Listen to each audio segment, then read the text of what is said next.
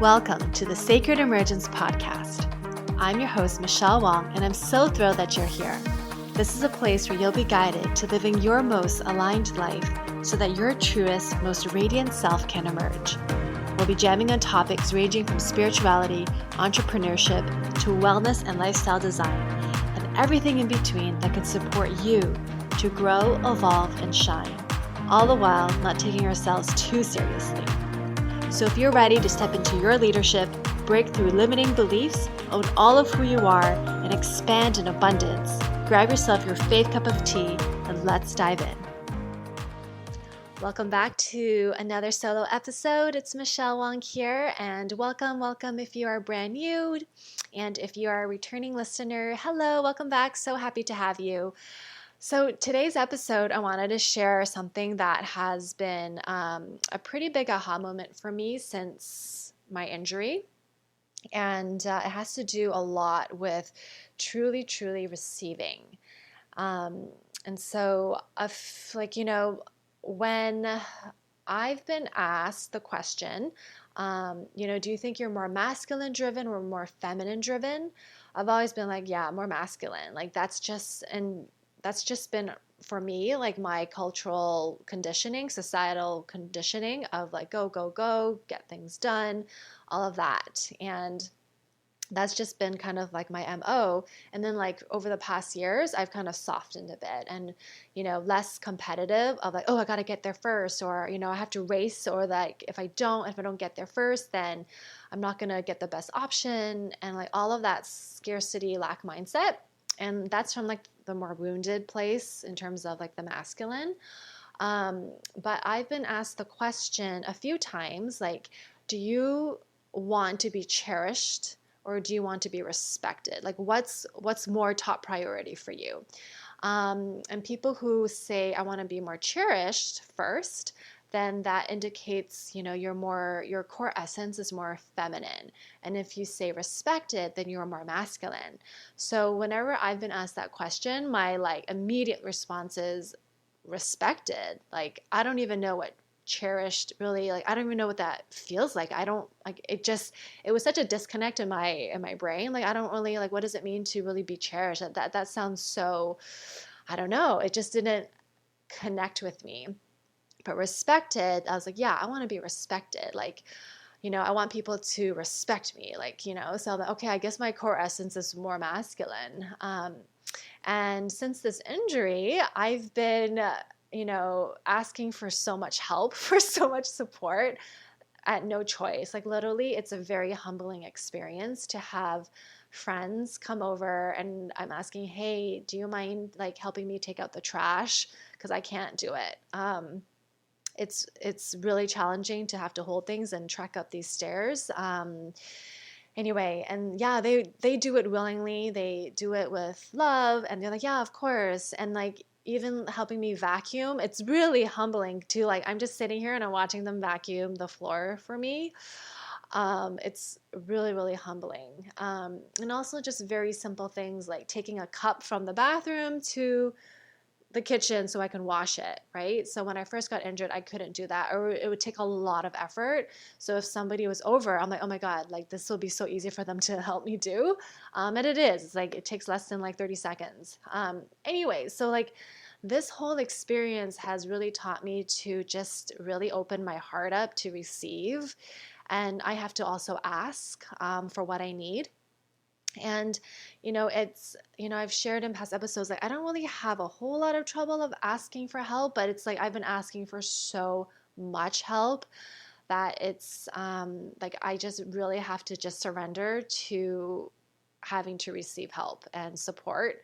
Otherwise I'd be really struggling and it would take me forever and a lot of energy to do really basic things.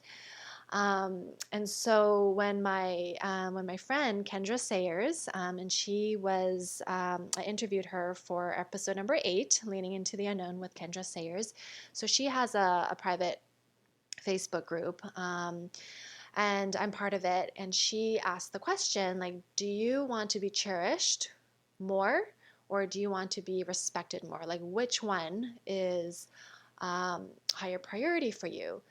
And she asked this question like 2 weeks ago in her Facebook group. And I was like, oh my God, cherished. Like for the first time in forever, probably first time in my life, really. I actually felt what it felt like to be cherished. And basically, it's like, for me, on the more like, tangible, visceral level, it's like people wanting to reach out and help me, and like feeling like it's not necessarily a burden, but they love me, they want to help me, they cherish me, they love me. Like that, for the first time, I was like, oh my God, like that's how it feels like to be cherished. And it's like, it's definitely a surrendering process of heart opening. And until this whole experience that I've gone through, that would have been very foreign to me. I think in the past, I've always been very, I'm not going to say guarded in asking for help, but it's almost like I'll ask for help if it's a necessity. Um, and not that I have any trouble asking for help, but if I can do it, like I'm not going to want to inconvenience someone, right? And what's really interesting is that I've taken a lot of different courses around relationships between like, male and female, or this would also be more of the masculine and feminine. And masculine and feminine doesn't have to be like a man or a woman. It's just like the energy, right?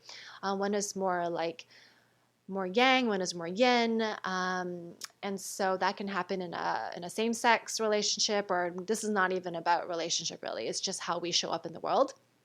But where was I going with that? Oh, so like I've taken, different courses around relationships, being in relationships. And one of the things, and this does come back to more male, female, like more heterosexual relationships. But for a man to really feel like he is contributing and he's giving, like he's really of value in a relationship, it's really, really important for them to feel needed. And so like when I took this course, it's by Allison Armstrong, and I believe they changed the name of the course, but I think the very first course is called the Queen's Code. I believe it's called the Queen's Code. It's really good stuff, and it's basically understanding men more while honoring ourselves as women.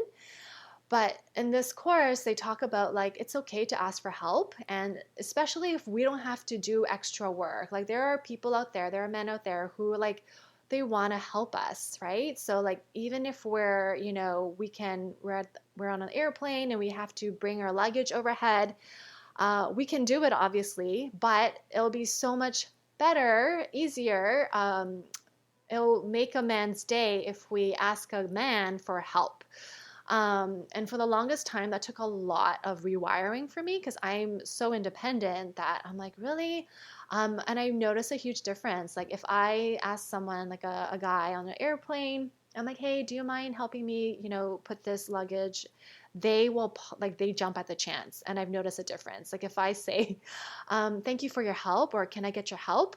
Like they just light up. So something to, if you ever want to make a man's day, actually use the word help, not like can I get your guidance, or can you give me a hand? Like actually say, hey, can I get your help?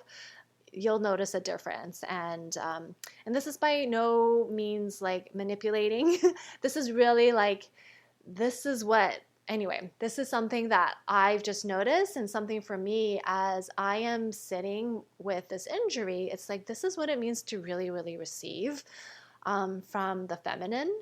And it feels really good and very humbling at the same time, especially for me being more, past patterns, more masculine driven. So that was something I wanted to share because as women, and I am kind of stereotyping here, as women, we tend to overgive, right? We tend to overdo. We tend to like overly want to help other people. And what can be a good practice is for us to receive more. And like this experience of me having to be, mostly, homebound and being on my butt, I mean, I had no choice. And so I was kind of forced to do it. And in this process, I'm like, wow, like even in this process, like I can receive even more, to be honest, like there is even more receiving that I can actually allow myself to open up to. So it's really, really about developing a muscle. And so, and it's obviously you're not doing it, like I'm not doing it in a way of like I'm demanding for support or for, you know what I mean? Like, I don't mean like being like, a dictator. I think you all get the point. But really, just if it's something that for you is harder to do, like you give so much and like, oh, I hate asking for help. This is such a great exercise of just sitting back to receive and asking for help, even though if you can do it. Like technically, if I really needed to bring that cup from the bathroom into the kitchen or whatever, like I can do it. It's just a lot easier if somebody was able to do it for me. And so it's not so much about I can do it on my own. It's a lot about like, am I opening up to receiving support and guidance? And the more we can practice and lean into that, first, the more like for myself, like I'm just so grateful. Like there's just so much appreciation and gratitude for one, for the help that I'm receiving, for people showing up in my life. So I feel more connected. I definitely feel more connected to other people around me, to my community, to my friendships, to my circle, to my friends, I mean, and to the circle. And then, so there's that component and the gratitude of like, I actually feel so like grateful to be alive because I feel so human, right? And that has really helped shift the perspective for me in in the flow of giving and receiving. And in all of this receiving, yeah, like I want to give back. I am giving back, and it's given me a perspective of like how can I support other people in the future. But right now, like receiving support, like it's been a really amazing experience that now I know how it feels to be in that core feminine essence of being cherished. And so when I think about like, okay, like future relationships, right? Like future romantic relationships or any type of relationship, like being cherished, there's so much depth to it. And yeah, like respect is still there, obviously. Um, but there's like respect it definitely has a different feel to it. And so I'm sitting in that core essence of like, okay, like being cherished is actually really important. And being able to surrender to it and just lean and flow with it. For the first time, like this is what being feminine feels like. So anyway, I just felt I wanted to share that because I think there's so many of us. We sit in the seat of wanting to overgive and people please, and so much so that sometimes we forget the boundaries, right? Like, and then it's awkward to ask for help. If you've ever seen the TV show Parenthood, um, it's such a great show. It's like it's the series ended, but it's on Netflix. It's on Hulu. But there's this episode of the wife, Christina, one of the characters, and like she just went through cancer, and like even for her asking for support was really hard for her to do. And so it's just like as I'm watching that with new lens, it's like, oh my God, it's like we have to open up ourselves to receiving, because not only are we receiving like other people's help and people wanting to support us, we're receiving more abundance, right? So I'm sure everybody who's listening and those who are not listening, everybody, even if you're a multimillionaire, um, receiving abundance, like you want more of it. First, not so that you're greedy, but that's like not like that, but you want to give back, right? The more you have, the more you want to give back. And that's sitting in the healthy receiving, right? Versus being greedy and hoarding. And so like practicing the muscle of receiving isn't just, it goes, yeah, being cherished, but also like feeling into that flow of abundance, right? And trusting that it will come. So that also is practicing that muscle. The more we are um, in that flow of receiving. I keep saying receiving, but that's what I mean. Like it's like when we overgive, there's an imbalance, right? So we have to be able to sit back and receive. And when we receive, we want to give back, right? And so like allowing for that balance and that flow, so that don't feel like you always have to like do it yourself, which leads me to another subject that I kind of want to leave for another day. So I think I will, but I wanted this to be short and sweet, really about tapping into that feminine essence of being cherished, of receiving. And if it's something that is hard for you to do, then I invite you to almost overdo it, right? If you're in a relationship, ask your person for help, right? Especially if you are in a heterosexual relationship and, you tend to be more independent, ask your guy for help, right? I think that is, super important. And then, yeah. And, I think even in a same sex relationship, there tends to be one person who tends to lean on the more masculine side and one that tends to lean more on the feminine side. So I would just practice that. If you tend to lean more on the masculine side, maybe ask your partner for like, hey, how can I help you? But maybe like sit into that space of, well, what does it feel like to receive more, right? To receive more. Um, Anyway, so my my alarm just went off telling me to do my exercises, so that's a sign that I need to hop off. One of the things that I have totally forgotten to do in the past few solo episodes is to pull a card. So I'm gonna pull a card and see what message wants to come through. So just a sec while I do this.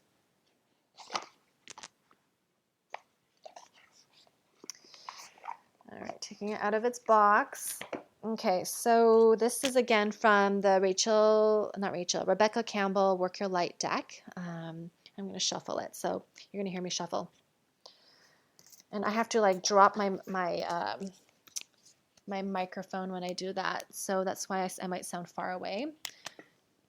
I don't know, I think I dropped a card and I don't know where it went. Okay, well, I'm going to continue shuffling. All right, so as I sit here, I'm going to ask for the perfect card to show up for the listeners, and made it be the perfect message that needs to be known for the perfect person or people who are listening. Okay, let's see. I'm going to pull this card. Ooh, I like this one. Okay, this is the initiation, rite of passage. You are going somewhere sacred. And this image is, so it looks like it's like there's lightning. It's in a really dark, kind of scary place. But then through the other side, there is this beautiful like oasis. So it's almost like whatever you're experiencing right now, there's light at the end of the tunnel. All right, let's see. Let's see what this booklet has to say for us. Oh, the initiation. Okay, page 70. All right. There is a temple in India that looks terrifying from the outside, but inside it is filled with jewels and is one of the most loving places imaginable. This represents the journey that the soul pilgrim is required to take to reach somewhere sacred, but only the initiated can enter. Perhaps that's where you are right now. You are being tested, initiated because you are headed somewhere sacred. Initiation requires that we cross the threshold from one world or state of being to the next. We are called to face what scares us and have to be willing to lose it all in order to gain a way of being, of safety, of security, of depth, of meaning. Initiations, like rites of passage, mark the shift from one age to the next and can take place because of emotional turmoil, great loss, grief, or devastation. But it is through the seeming hardship that our heart cracks open and our spirit is invested to step forward. We take the sacred voyage into more of who we are and who we came here to be. It can be painful and scary, but once we begin the journey, we can be more ourselves than ever before. If you are in the middle of the initiation right now, you will get through it, and one day soon, you will bless the thing that broke you down and cracked you open because the world needs you open. You are going somewhere sacred. It will be worth it, and you are closer than you think. Wow. part of me feels like this message is for me. How many times have I said the word open as I was reading it? Because I was talking about opening our heart. And so I trust that this message is also for you and that it resonates. Right? I love what she said about like a soul pilgrim and the initiation. And calling our spirit to really step forward. And if you feel like you're ready for something like that, then I really invite you to join us in our 5-day Unlock Your Inner Confidence Challenge that's starting on Monday, October 21st. It's I'm really excited. Like I was walking through what we're going to do during the 5-day, and I just can't wait for everybody to join and to participate. And it's going to be a really intimate, amazing group, and I envision it to be really supportive. And even after the 5-day is over, the private Facebook group community is still going to be there, and I see it growing, so that it's going to be beyond like a 5-day challenge, but where I'm going to be in that space and offer guidance and mentorship, really wanting the community to really support each other as well. And so if you're feeling called, I'm going to include a link below in the show notes that you can learn more and register, and it's free. So I would love to have you, and feel free to DM me with any questions. You can do it on Instagram me, michellewong.xo. What else did I want to say? Oh, and if you want to invite a friend to join you, the more the merrier. I have a goal of having 20 people in the group, and I just feel like the more women who are lifting each other up and supporting each other, the better this world is going to be. So you and a friend or more are invited. So until next time, I will see you soon. Take care. Hey, I am so excited to share that on Monday, October 21st, 2019, I'll be hosting a free 5-day Unlock Your Inner Confidence Challenge. If you've been wanting to transform limiting beliefs and boost your confidence in a safe community of like-minded women, then this is totally for you. This 5-day challenge will be hosted over our private Facebook group community, and I'm seriously so stoked to finally be offering this. Please join us. It's going to be so fun. Invite your friends who you know can benefit. Details and sign up are in the show notes. The links are provided, or you can also visit my Instagram profile, michellewong.xo. Click on the profile link to learn more and to register. I'm seriously stoked. See you there.